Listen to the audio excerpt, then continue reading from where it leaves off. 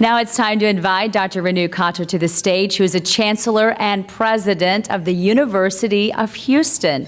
She's a UH System's first woman chancellor and the first Indian immigrant to head a comprehensive research university in the United States. During Dr. Khatter's tenure, UH has experienced record-breaking research funding and private support, and the university brought in $110 million in research grants last year. A noted scholar in the field of global environmental policy, she has published 5 books on the subject, and in 2009, Purdue University bestowed upon her its Doctor of Social Sciences degree. Please welcome Dr. Khatter.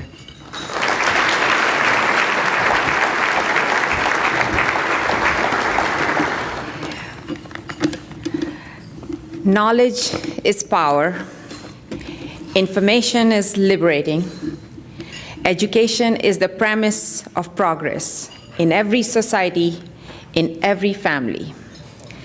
Today, we are honored to welcome the person whose wisdom gave us the gift of these words. Mr. Kofi Annan, I have the privilege of introducing such a distinguished speaker to you today. And I do that on behalf of the Gulen Institute at the University of Houston. It's 61,000 students, 7,000 faculty and staff, and 228,000 alumni. But I'm not here to tell you what you already know about Secretary General. I won't tell you that he was born in Ghana and he celebrated his 72nd birthday this week.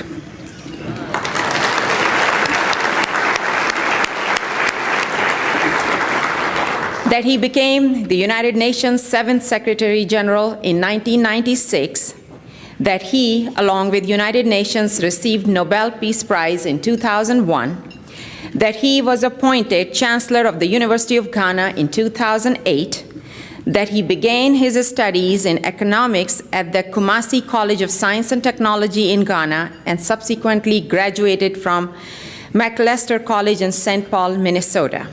I won't tell you that he did his postgraduate work in Geneva and also at the MIT Sloan School of Management. All of these are indeed very, very important details.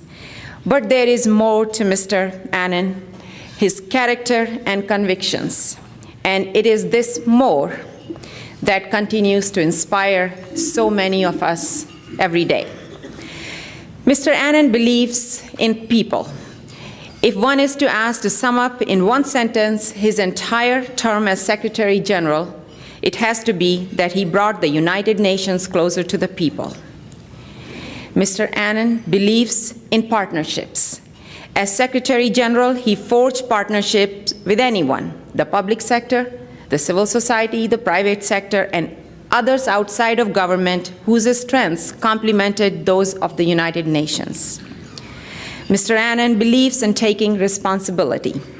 He called for Global Compact to promote social responsibility and to encourage businesses to respect the standards relating to the environment, employment laws, and human rights. Mr. Annan believes in action. In 2000, he issued a report specifically outlining actions needed to end poverty and inequality, improve education, cut HIV/AIDS, safeguard the environment, and protect people from violence. This report formed the basis of the Millennium Declarations and led to Millennium Development Goals.